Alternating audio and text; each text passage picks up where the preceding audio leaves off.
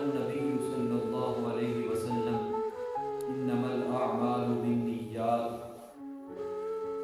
اعمال کا دار و مدار جو ہے وہ نیتوں پر ہے۔ اگر آپ کی نیت نہیں ٹھیک، آپ جو بھی عمل کر رہے ہیں تو اس کا ثواب اللہ کی بارگاہ سے آپ کو کبھی نہیں ملے گا۔ اگر نیت خالص ہے، عمل تھوڑا ہے، تو اس کا ثواب اللہ تعالیٰ آپ کو بڑھا کر دے گا۔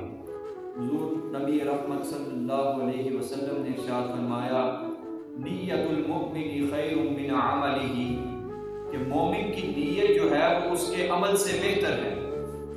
نیت عمل سے بہتر ہے۔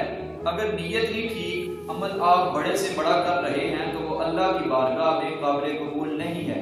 اگر نیت ٹھیک ہے، عمل چاہے جتنا بھی چھوٹا ہے تو وہ اللہ رب العزت کی بارگاہ میں مقبول ترین عمل ہے۔ حضرت ابو ہریرہ رضی اللہ عنہ آپ فرماتے ہیں کہ حضور رحمت عالم صلی اللہ علیہ وسلم نے ارشاد فرمایا کہ قیامت والے دن سب سے پہلے 3 آدمیوں کے بارے میں عدالت الہیہ سے جہنم کا فیصلہ صادر ہوگا۔ سب سے پہلے حضور نے فرمایا شہید کی پیشی ہوگی، شہید کو اللہ رب العزت کی بارگاہ میں پیش کیا جائے گا۔ اللہ تعالیٰ اس پر احسان جتائے گا، اے شہید تو یاد کر کہ میں نے تجھے دنیا میں کیا کیا نعمتیں عطا کی تھی۔ جب اسے سب یاد آ جائے گا تو وہ کہے گا کہ اللہ پوچھے گا اس سے کہ تو نے میری نعمتوں کا شکر کیسے ادا کیا، میری نعمتوں کا حق کیسے ادا کیا ہے؟ تو شہید کہے گا یا اللہ میں نے تو تیری راہ میں جہاد کیا ہے، تیری رضا کے لیے اپنی پیاری جان قربان کر دی۔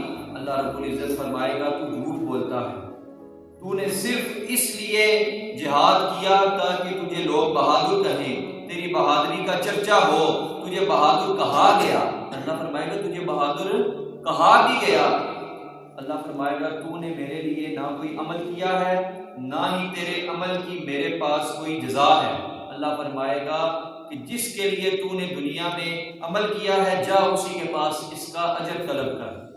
اللہ فرمائے گا اسے اوندے منہ جہنم میں ڈال دو۔ شہید کو جس کی نیت نہ ٹھیک ہوگی، وہ شہید تو نہ ہوا، نام کا شہید، نیت یہ تھی کہ لوگ مجھے بہادر کہیں، اللہ فرمائے گا اسے اوندے منہ جہنم میں ڈال دو۔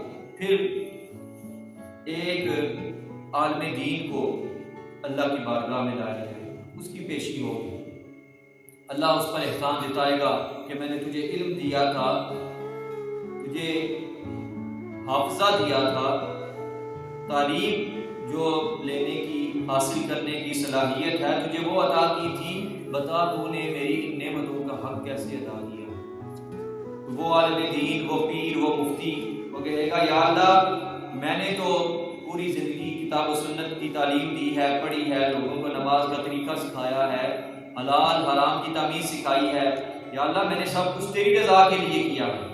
اللہ کہے گا تو جھوٹ بولتا، تو نے اس لیے دین کا علم حاصل کیا تاکہ تجھے لوگ قاری کہیں، مفتی کہیں، پیر کہیں، شیخ کہیں، تو نے میرے لیے کوئی عمل نہیں کیا اور نہ ہی تیرے عمل کی میرے پاس کوئی جزا ہے۔ اللہ فرمائے گا اس کو بھی اوندے منہ جہنم میں ڈال دو۔ یہ حدیث پاک کے الفاظ ہیں۔ پھر حضور فرماتے ہیں کہ وہ سخی کو لایا جائے گا اللہ کی بارگاہ میں، جس کو اللہ رب العزت نے مال دیا ہوگا دنیا میں۔ اللہ اس پر حق جتائے گا کہ میں نے تجھے مال دیا تو دنیا میں بتا کہاں خرچ کیا ہے؟